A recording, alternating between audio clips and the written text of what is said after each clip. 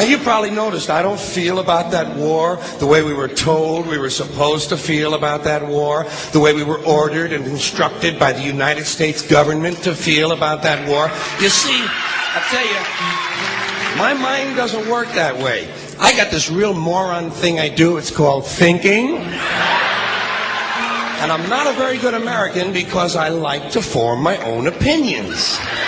I don't just roll over when I'm told to. Sad to say, most Americans just roll over on command. Not me. I have certain rules I live by. My first rule, I don't believe anything the government tells me. Nothing. Zero. Nope.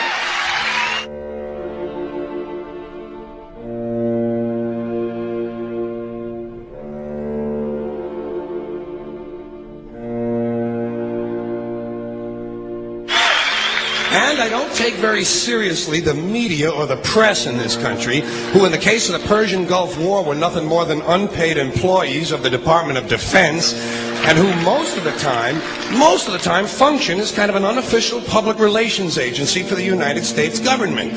So I don't listen to them, I don't really believe in my country, and I gotta tell you folks, I don't get all choked up about yellow ribbons and American flags.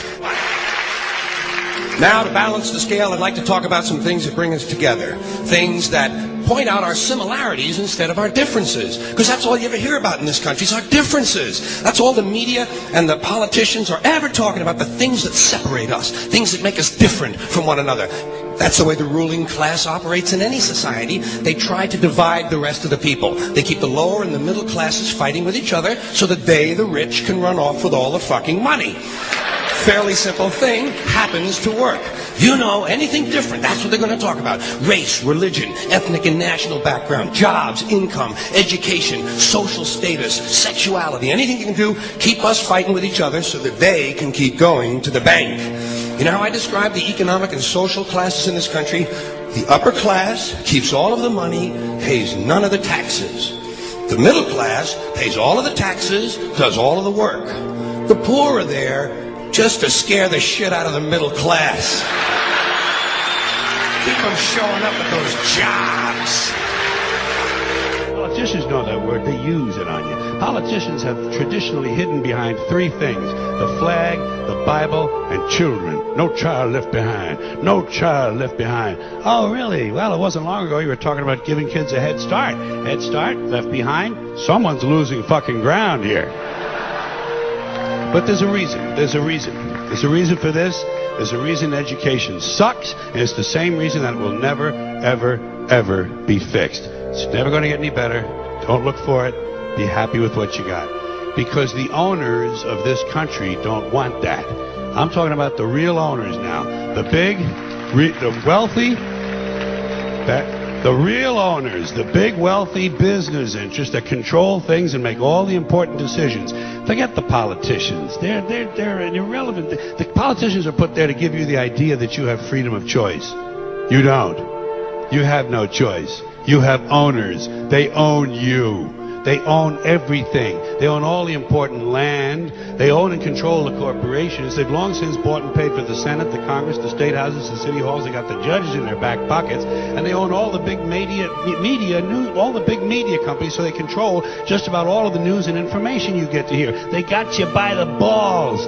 They spend billions of dollars every year lobbying to get what they want. Well, we know what they want. They want more for themselves and less for everybody else. But I'll tell you what they don't want. They don't want a population of citizens capable of critical thinking. They don't want well-informed, well-educated people capable of critical thinking. They're not interested in that. That doesn't help them. That's against their interest. That's right. You know something? They don't want people who are smart enough to sit around the kitchen table and figure out how badly they're getting fucked by a system that threw them overboard 30 fucking years ago. They don't want that. You know what they want? They want obedient workers. Obedient workers. People who are just smart enough to run the machines and do the paperwork, and just dumb enough to passively accept all these increasingly shittier jobs with the lower pay, the longer hours, the reduced benefits, the end of overtime, and the vanishing pension that disappears the minute you go to collect it. And now they're coming for your Social Security money. They want your fucking retirement money. They want it back.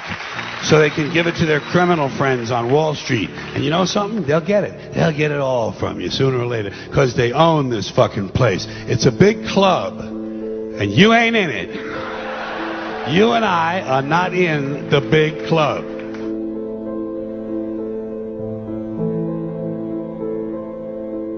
The greatest form of control is where you think you're free when you're being fundamentally manipulated and dictated to.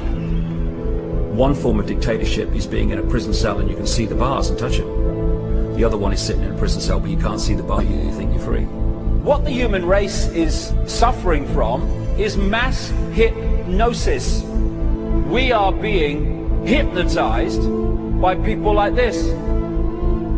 Newsreaders, politicians, teachers, lecturers. We are in a country and in a world that is being run by unbelievably sick people. The chasm between what we're told is going on and what is really going on is absolutely enormous. The greatest hypnotist on planet Earth is a oblong box in the corner of the room. It is constantly telling us what to believe is real. Historically, the control and manipulation of political opinion has been the Freemasons' main weapon in gaining control of countries and states.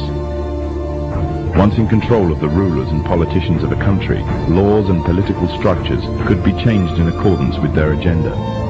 However, since restricting the body does not necessarily mean restricting the mind, the Freemason recognizes that their plan for a global government hinges completely on subduing the masses to their agenda, and thus eliminating opposition to their cause.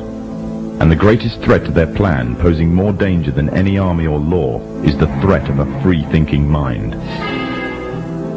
In order to eliminate this threat and to achieve their objective, the Masons have set about the boldest plan ever devised: the complete control of every aspect of human life, your life. And the weapons they are using against you are in your very homes, entertaining you and your children, and gradually indoctrinating you without you even realizing.